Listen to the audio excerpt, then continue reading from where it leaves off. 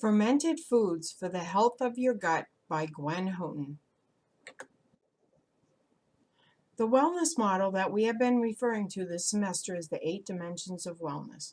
Within the 8 dimensions of wellness, I'll be looking at the physical side of wellness, specifically nutrition through clean fermented whole foods.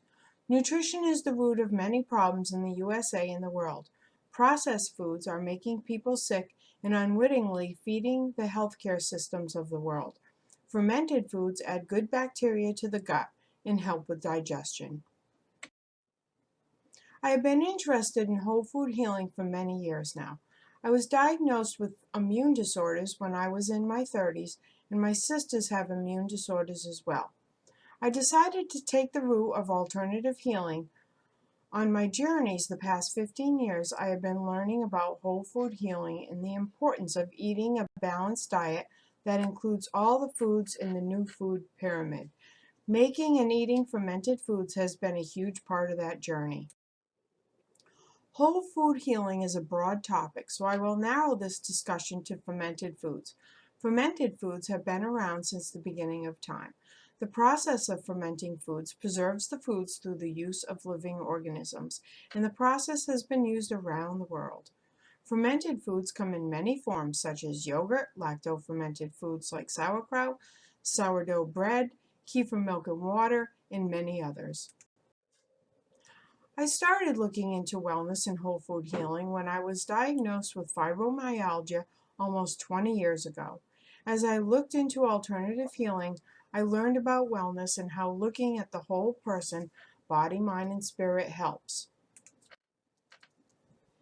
In the 7 Elements of Wellness, another wellness model through the University of Nebraska, it defines wellness as the interactive process of becoming aware of and practicing healthy choices to create a more successful and balanced lifestyle. We can start by becoming aware of what we are buying at the grocery stores and substitute processed foods like these with whole foods such as veggies, fruit, and meat. It was interesting to see social, environmental, and occupational listed as parts of the 7 Elements of Wellness, as I can see how eating these processed foods have contributed to problems within these areas of wellness by making us physically, mentally, and emotionally sick. The growing and production of processed grains and meat is what really started the problem of unhealthy eating. We didn't know it, but the mass marketing of foodstuffs totally took all the good bacteria and enzymes out of the foods that we ate, thus causing nutritional problems and disease. If I look at the whole foods movement, specifically fermented foods movement, I can see how being physically well affects all the other elements of wellness. A healthy gut has good bacteria and keeps the organs healthy. Healthy organs are able to support a healthy body. Better brain function creates a healthier mind. Feeling good and thinking clearly creates healthy emotions. Another major problem that has arisen from eating processed foods is that obesity is rampant in America. The body is not able to assimilate this processed and sometimes even fake food, so it wants to keep eating because it is starving for nutrients. Recently, I found a great video where the woman gave a talk on a Weston A. Price diet. Weston Price, who lived between 1870 and 1948, was a dentist who traveled the world looking at all kinds of cultures and tried to figure out why some cultures have really good teeth and why others had very bad teeth. The discoveries and conclusions of Dr. Price are presented in this classic volume, Nutrition and Physical Degeneration. The book contains striking photographs of handsome, healthy, primitive people that illustrate in an unforgettable way the physical degeneration that occurs when human groups abandon nourishing traditional diets in favor of modern convenience foods. He noticed that these people were not only healthy, but they were happy and lived a well-rounded life. The production of processed foods has made us a sick society. The lifestyle of eating foods that are processed and full of additives is literally causing big problems with our overall wellness and has reached epidemic proportions. The food companies and the drug companies and hospitals are all making money, but we are just getting sicker and sicker as a nation. Unfortunately, the target population affected by this epidemic ranges from infants who are drinking processed formula to the elderly who can't afford to eat real living food. Everybody who eats processed foods is impacted by this issue. It's important to know that this is the way that we all have been taught to eat. Even the standard food pyramid has processed grains on it. We don't know any better as a modern society, so this will take a whole movement to reteach people how to eat in order to get the nutrition out of their food. The processed foods that we eat is just the main culprit for our degrading health as a society. It affects all the rest of the elements of the wellness model because it affects our quality of life or lack thereof. This just strengthens my desire to teach people about proper nutrition and how real living food can make a difference in our quality of whole health.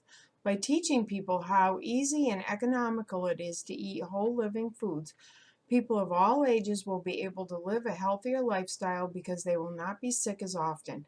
They will not be taking prescription and non-prescription drugs and will not be going to the doctors as much because disease will not be as prevalent. As the writer of Price Works says, the isolated people Price photographed with their fine bodies, ease of reproduction, emotional stability, and freedom from degenerative ills stand in sharp contrast to civilized modern substances on the displacing foods of modern commerce, including sugar, white flour, pasteurized milk, low-fat foods, vegetable oils, and convenience items filled with extenders and additives. An article that I found says that fermented foods offer a range of health benefits, from promoting digestive health to enhancing immunity. But can they really impact your mood and behavior? That's a good question, and kind of a big deal, because our mood and behavior dictates how we view the other aspects of our life. Here are the 8 reasons to eat fermented foods. They improve digestion, restores bacteria to the gut, are rich to enzymes, increases vitamin content, increases vitamin assimilation, preserves food, increases food's flavor, and are inexpensive to make.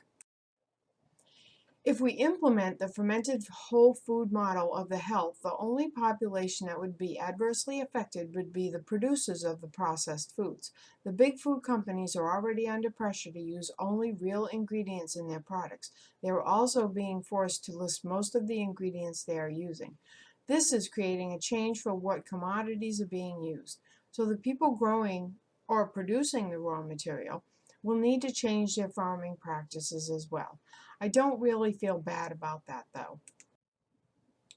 If you want to try fermented food, you can find it a lot at farmers markets and whole food markets, and you can be inspired and buy your own fruits and veggies and make your own. Eating local and buying local will benefit all of us threefold anyway. We will be supporting our communities, our farmers, and our local manufacturers as well. We can all benefit from eating whole foods now. Just follow the new food pyramid and also include sprouted and or sourdough breads, natural whole sweeteners like organic cane sugar, honey, and maple syrup. This simple new food pyramid would be implemented along with the 8 dimensions of wellness to show how good nutrition affects all the rest of the elements of our wellness. This fermented whole foods movement will include ads being placed on TV in place of drug commercials. I feel that the more we learn about how important it is for our physical, mental, and emotional health to have diverse microbe community within our bodies, the more we will divert back to eating whole foods. This is what is said in an article, Fermented Foods, Microbia, and Mental Health. As our knowledge of the human microbe increases, including its connection to mental health, for example, anxiety and depression, it is becoming increasingly clear that there are untold connections between our resident microbes in many aspects of physiology. So remember, beauty is only skin deep, but your health and wellness lies deep within your gut.